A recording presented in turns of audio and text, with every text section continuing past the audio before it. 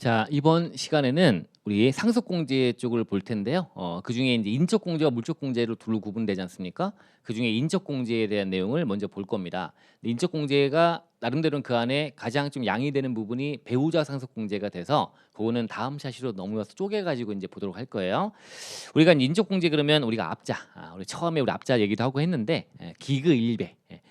그래서 기초공제, 그밖에 인적공제, 이제 일괄공제도 있고 배우자 상속공제. 그래서 배우자 상속공제는 뒤로 빼자. 그래서 기그일 이 세 가지를 가지고 한번 정리해보는 시간을 가져볼게요. 자, 우리가 상속세라는 것도 어떤 이제 돌아가신 분 기준으로 봤을 때 이제 어떤 인적인 어떤 사항을 좀 고려를 해주는 겁니다. 그래서 인적공제라고 제목은 붙이고 있고요. 자, 그런 사정을 감안해 줘야지. 이자가 어떤 가장이었고 경제 활동을 하고 있던 자다라고 했을 때 이자가 사망하고 나면 상속인들이 남겨져 가지고 이제 가장을 잃은 거 아닙니까? 그죠? 그러면 여러 가지 이제 세금들 다 걷어가기 좀 그랬던 거야. 그래서 빼줄게, 공제 혜택을 좀 줄게라고 하는 그런 부분을 이해하시면 됩니다. 그래서 세부담의 완화를 좀 시켜주는 거고요. 그리고 이제 상속인들이 또 기본적인 어떤 재산을 유지시켜서 일상생활을 할 수 있도록 해줘야 되는 거 아니냐? 인적 사정을 반영해주는 응능부담의 어떤 실현 이런 거다라고 취지를 담고요. 그 안에 이제 기그 1 보자. 자, 먼저 기초공제가 되는데 기초공제는 이제 2억을 공제해 줍니다. 기본적으로 2억을 공제해 줍니다. 근데 이때 이제 거주자와 비거주자 구분. 사실 저희 슬세 내용에 이제 보시면 158페이지 가시 왼쪽에 이제 비거주자에 대해서 이제 정리를 좀 해놨습니다. 요건 이제 뒤쪽을 본 다음에 와서 봐야 되겠죠. 근데 결론적인 얘기니까 다 보신 다음에 여러분들 제가 사실을 별도로 정리하지 않더라도 챙겼다가 비거주자 쪽을 구분해가고 물어보는 기출 문제가 좀 됐지만 나온 적이 있습니다. 비거주자 쪽. 그래서 그 안에서 이제 간단하게만 잠깐 생각해 보면 거기 이제 지금 여기 공제 안에 보면 거기 박스에 기초공제와 그 다음에 감정평가수를 공제만 거기 동그라미가 쳐져 있습니다. 좀 진하게 동그라미가 되어 있는 거 보이시죠? 그래서 요게 이제 비거주자 쪽이 받는 거예요. 그럼 중간에 이제 오늘 지금 이어서 보실 그 내용들은 다 적용이 안 되네요. 뭐는 된다? 기초공제만 된다. 2억만 된다. 비거주자는 2억만. 그리고 감정평가수를 공제까지 된다. 그거 중간에 보면 금과 영재동인지 뭔지 나오는데 그건 다 안 되네요. 비거주자 안 되네요. 거주자만 된다고 보시면 됩니다. 그래서 이제 여기는 기초공제 이것도 이제 점수가 가겠죠. 정확히 쓰시면 거주자와 비거주자 다 된다. 얘만 되네. 비거주자는 기초공제만 되네요. 2억을 공제한 여기 써 있네요. 비거주자는 2억만 된다. 기초공제만 된다라고 보시면 됩니다. 일단 기초공제 알았고요. 쉽네요. 그 다음에 이제 그밖에 인적공제라는 게 나와요. 기초공제와 그 다음에 더하기 그밖에 인적공제. 자, 그밖에 인적공제는 이제 상속인도 있지만 그 외 상속인이 아니다. 가 됐어. 동거가족이다 이거죠. 상속이 왜 이래도 돼요? 상속인이거나 아니면 그 동거가족. 자, 동거가족이라는 얘기는 생계를 같이 하고 있는 어떤 부양하고 있는 그런 의미가 되는 겁니다. 그런 자의 기초적인 생활을 보장해 주기 위해서 인적 사항을 고려해 준다. 공제해 준다고 보시면 되고요. 이때 이제 좀 더 살붙여서 나와 있는 게 점점 나와 있는데 이제 이때 상속 포기 등에서 상속받지 아니한 경우 이자들이 있다면 해주겠다. 요건 좀 그냥 기본적으로 많이 해줍니다. 기본적으로. 자, 그런 거고요. 상속 개시되는 경우에 피상속인에게 다음 중 어느 하나 해당한 자가 있다면 해준다라고 되어 있는데요. 보세요. 자, 자미 연장입니다. 자미 연장. 앞자 따시면 자녀, 미성년자, 연로자, 장애인 각각에 대해서 해준다라고 보시면 됩니다. 일단 내용 본 다음에 살펴 볼게요. 자미 연장. 자, 지금 그밖에 인적공제를 보고 있는 거야. 기초공제 2억이고요. 그밖에 인적공제. 자, 자녀공제 자녀가 있으면 되는 거예요. 자녀인데 태아도 포함합니다. 자녀. 자, 손자녀 포함이 안 되네요. 자, 자녀 공제 5천만 원 됩니다. 한 명당 5천만 원입니다. 자녀 공제 5천만 원 된다고 보시면 됩니다. 5천만 원 된다. 자녀 공제 5천만 원. 자, 그다음에 이제 미성년자 공제입니다. 자, 이제 갑이란 자가 사망하는데 부양가족 중에 미성년자가 있대요. 그러면 안타깝잖아요. 그죠? 자, 앞으로 이제 경제활동 하려면 시간이 남아 있는데 자, 그러면 어떡하지? 빼줄게. 미성공제. 일단 1,000만 원 곱하기 19세까지. 이때 이후에는 이제 성년 되는 거니까 이때는 경제활동하면 돈벌이 할 수 있다고 보는 거예요. 그 전이라면 그때까지 1년당 1,000만 원씩이네요. 한 명당 1,000만 원 곱하기 19세 연순 1년당 1,000만 원 꼴로 해줘서 명수 곱해갖고 이제 된다. 아들이다 딸이다 등등 해서 된다고 보시면 됩니다. 자, 상속인 또는 동거가족 중에 미성년자가 있다면 태아도 포함한다고 돼 있네요. 있다면 19세까지 연수 곱해갖고 해준다라고 보시면 됩니다. 이때 이제 연수 따지다 보면 연이니까 1년이 안 되는 기간이 나올까 하면 1년이 안 되면 1년으로 본다고 돼 있는 거 하나 기억해 놓으시면 되고요. 이렇게 돼 있다. 자미 연장. 연로자가 있대요. 그럼 해준다라고 보시면 돼요. 연로자 공제. 자, 상속인 또는 동거가 중에 65세입니다. 이건 잘 기억하시죠. 70세 아닙니다. 65세요. 70세 쓰는 분 나오고 막 그래요. 그 연로자예요. 연로자. 연장자라고 쓰는 분 나오고 막 그럽니다. 연로자입니다. 연로자. 연로자. 연장자 아닙니다. 연로자 공제. 요거 5천만 원 된다고 보시면 되고요. 그다음에 장애인 공제네요. 장애인이 있으면 된다라고 보시면 되는데 장애인은 이제 기대 여명 연수라는 게 있어요. 우리 일반적인 장애인이 아닌 자들의 여명 연수보다 좀 짧겠죠. 장애인이기 때문에 뭐 이제 고시가 돼 있어요. 그래서 여명 연수를 곱해 갖고 1,000만 원 곱해 갖고 해준다라고 보시면 됩니다. 얘처럼 했는 거네. 얘처럼 그죠? 그래서 보시면 된다. 잠이 연장입니다. 그냥 줄거리만 잡아봤습니다. 근데 요 안에서 이제 자, 이 그 밖에 인적 공제 안에 여기서 배우자는요 장애인 공제만 받을 수가 있어요. 뭐 배우자가 자녀가 될 수는 없고요. 배우자 미성년자일 수는 없습니다. 그죠? 그건 일반적으로 쉽지 않겠죠. 그죠? 근데 배우자 연로자도 안 돼요. 안 돼요. 이런 것들은 배우자는 안 돼. 못 받아요. 자미연은. 근데 장애인 공제는 장애인이니까 장애인들은 당연히 더 많이 혜택을 줘야 되겠죠. 그래서 장애인, 배우자도 장애인이면 장애인 공제 받을 수 있다고 되어 있습니다. 요거 하나 배우자 동그라미. 나머지는 배우자 X입니다. X입니다. 이렇게 보시면 됩니다. 자, 그중에 장애인이 있다면 된다. 까지가 일단 자미 연장 틀 잡으시면 되고요. 자, 우리가 이제 뭐 1차용으로 하면 말 문제 나온다 막 하면서 뭐 회계사 쪽은 막 공부하고 막 그런데 우리는 세법학은 100대다가 쓰는 걸 연습하는 거잖아요. 그러면 기본적으로 쓸 수 있는 범위를 정확히 표현하는 거로 해서 좀 칠 거 쳐버리면서 가져갈 수 있는 주제를 잡으시면 됩니다. 그래서 자미 연장에서 뭐 복잡하게 생각할 거 없어요. 지금 제가 한 틀대로 해서 잡아놓으시면 되고요.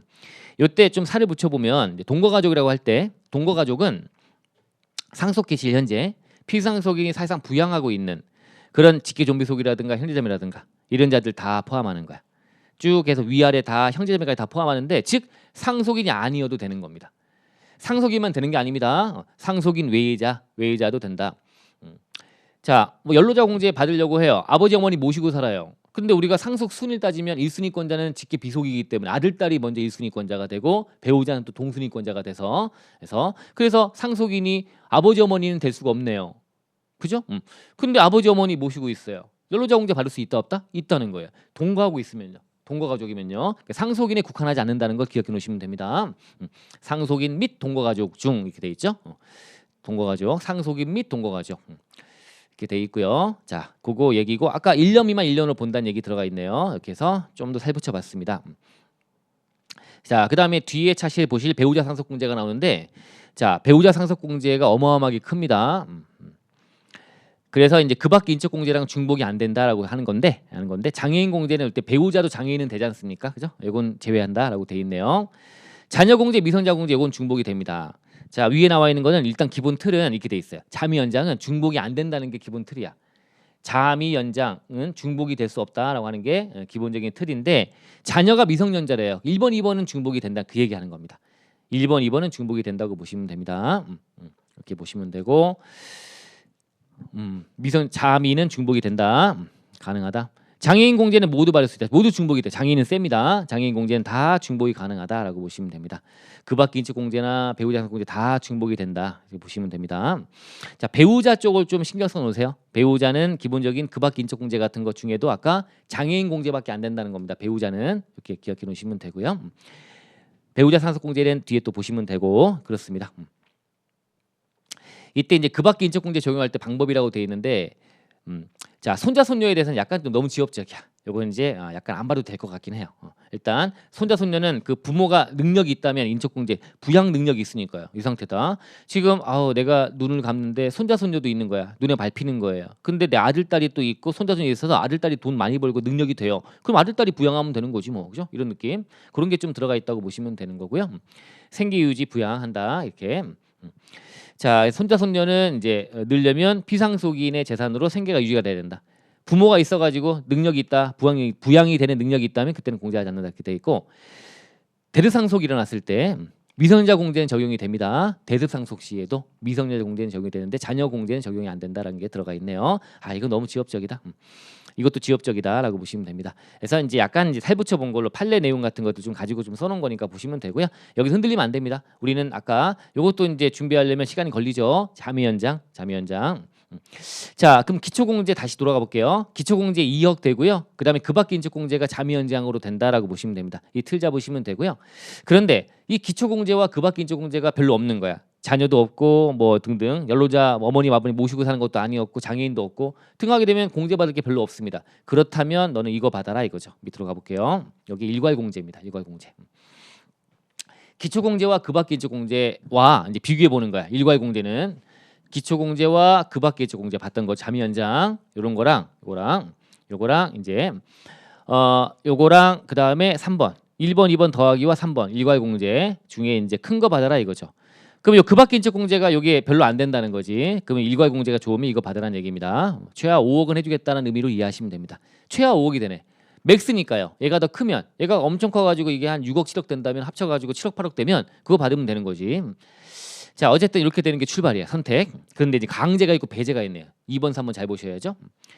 자 이렇게 그 밖의 인적공제 같은 것도 받아서 일괄공제랑 비교도 하고 하면서 가면 되는데 네가 원래 상속세 신고 기한 있지? 신고했거나 아니면 기한의 신고라도 해라 이거죠. 이런 게 신고가 없어? 야 괘씸한. 협력 의무긴 하지만 어쨌든 보면 그래서 신고하라고 돼 있는데 그 의무를 이행하지 않고 있다고 기한의 신고라도 해라고 안 하고 있다고 그러면 너는 그 밖의 인적공제 안 해줄 거야.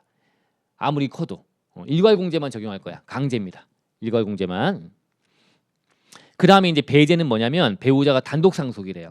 배우자 혼자 상속받는 거야. 그러면 배우자 상속공제 이제 다음 차시 볼 텐데 엄청나게 큰 금액을 받을 수가 있습니다. 이런 상황인데 근데 기초공제와 그 밖의 인적공제 요거를 해가지고 뭐 이것저것 받아먹고 그러니까 보세요. 단독 상속일 때는 기초공제하고 그 밖의 인적공제 중에 요 자매 연장 중에 배우자가 받을 수 있는 건 뭐야? 배우자가 받을 수 있는 거는 장애인 공제밖에 없는 거 아닙니까? 그죠? 어떻게 보면 그러다 보니까 1번 2번 더한 값이 되게 낮을 거야. 단독 상속이라는 얘기는 보통 이제 뭐 상속인 따지는 거 아니지만 동거 가족이면 되지만 어쨌든 별로 없다는 얘기고. 근데 느낌은 그러다 보니까 1번 2번이 금액이 되게 작은 거야. 그럼 일괄공제 5억이라는 금액 받는데 5억이 크잖아요. 이거 받겠다고 하면 이건 혜택이 너무 크다고 보는 거예요. 배우자가 단독 상속 받을 때는 그 밖에 인적공제가 거의 미미할 텐데 그럼 2억에다가 얹어지는 게 거의 없을 텐데 이것까지 해주게 되면 배우자 단독 상속이니까 배우자 상속공제 안에 틀에 가보면 그것도 꽤 많이 받을 텐데 얘까지 얹어 혜택 받으면 너무 혜택이 크다고 본 거예요. 그래서 배우자 단독 상속 시에는 일괄공제 적용 배제. 그 다음에 이제 기한 내 신고나 기한 후 신고 등을 하지 않았니? 괘씸한. 그러면 너는 일괄공제만 적용할 거야. 그 밖의 인적공제 같은 거 너는 그런 상황이 펼쳐질 텐데 그게 많을 텐데 많을 수 있는데 안 해줄 거야. 그 밖의 인적공제 같은 거 안 해주고 일괄공제만 적용할 거야라고 돼 있다라고 보시면 됩니다. 강제와 배제 두 가지를 잘 보시면 됩니다. 우리가 이제 배우자 상속공제가 상당히 양이 많다 그랬는데 그거 뺀 나머지 그래서 기초공제하고 그 밖의 인적공제 둘을 아울러서 일괄공제까지 기본 틀 잡자. 여러분들 인적공제라는 내용을 쓰시오라고 시험에 내보기도 합니다. 그러면 기초공제와 그 밖의 인적공제, 일괄공제만 열심히 쓰고요. 배우자 공제는 양을 조금만 쓰는 분이 있는데 그러면 안 돼요. 배우자 상속공제가 양이 제일 많고 나름대로는 중요도가 되게 높을 거고 사례 문제화 될 수도 있으니까 배우자 상속공제를 좀 더 풍성하게 잘 쓰는 걸로 하셔야 됩니다. 그래서 우리가 항상 답안지 작성할 때 배점이란 걸 한번 염두에 두세요. 당연히 공부를 된 상태라고 한다면 그 안에서 뭐가 중요한 건지 또는 뭐 사례에서 주어진 어떤 포인트가 뭔지 그 내용을 중점적으로 좀 더 담아내야지만 점수를 좀 더 확보할 수가 있겠죠.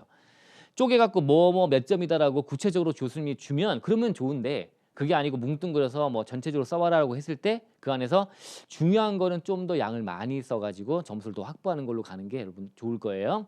그래서 다음 차시 이어지는 배우자 상속공제 너무나 중요하다는 얘기를 강조를 드리는 겁니다. 자 일단 요 차시도 중요한 거긴 하지만 그래서 기초공제, 그 밖의 인적공제, 일괄공제 틀 잡았고요.